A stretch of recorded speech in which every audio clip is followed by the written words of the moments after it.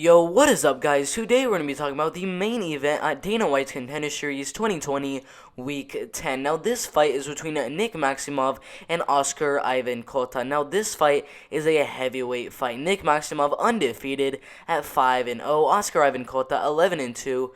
Nick Maximov definitely has the age advantage in this fight, as he is 22 years old. He's about to turn 23 in about a month and 3 days. Oscar Ivan Cota is 36 years old, so a huge age advantage for Nick Maximov in this fight. Now, Nick Maximov, he is 5'11" tall, while Oscar Ivan Cota is 6'2" tall. So that gives Oscar Ivan Cota a 3-inch height advantage. It actually doesn't show what Nick Maximov's reach is. Oscar Ivan Cota's reach is 73 inches. I presume Nick Maximov's reach is probably around the same, probably 72 inches. But I wouldn't be surprised if it's a little bit lower, and maybe 71 inches. So if you look at the Topology predictions for this fight, out of about 284 different votes, 89% of the votes are going for Nick Maximov to win this fight. 11% of the votes are going for Oscar Ivan Cota to win this fight, so Nick Maximov is a pretty big favorite to win this fight.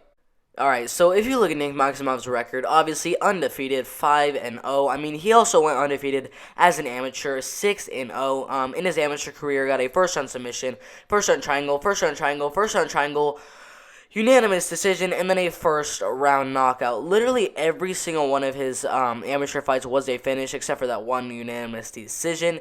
And once he became a pro, he got a first-round knockout in KOTC, followed by a second-round Kimura, first-round knockout, first-round rear naked choke submission, and then ended up joining the LFA, where he ended up fighting Johnny James Jr., and got the win by second-round rear naked choke submission.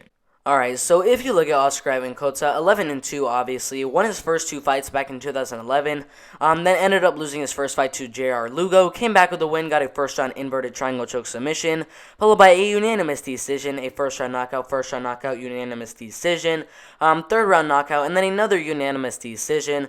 But then in his second most recent fight against Jay Silva, ended up getting his second loss by third-round arm triangle choke submission, and then most recently got a first-round knockout over Christopher Palencia, and was supposed to fight on the Contender Series against Jared Vanderaa.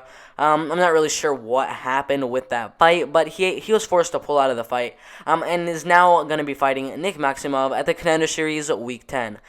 So Nick Maximov is definitely going to go out there and do what he always does, try to get a submission. Oscar Ivan Cota, I'm not actually really sure. I think he's going to go out there and try to get a knockout. I mean, if you look at the way he wins his fights, 4 of his wins have come by knockout, 1 has come by submission, and 5 have come by decision. So he definitely goes out there and tries to get a knockout in most of his fights. So I presume he's going to be trying to get a knockout in this fight. He's 36 years old. He wants to get in the UFC. This is basically the last chance to do so, and the only way that's going to happen is if he gets a knockout in this fight. But he has a tough challenge ahead of him in Nick Maximov, who's going to go out there and use his wrestling, keep you in the clinch, take you down over and over and over again, ground and pound you, and go for submission after submission. That's basically what he always does in every single one of his fights. I mean, literally all of his fights have ended in a finish, whether it be his 3 submissions or his 2 knockouts. This guy has power. This man has very good wrestling skills and very good grappling. I think there's really no way other than if Oscar Ivan Cota gets a knockout in this fight for him to win. Nick Maximov, he's just way too good. I think he'll win the fight by either unanimous decision or first or second round submission.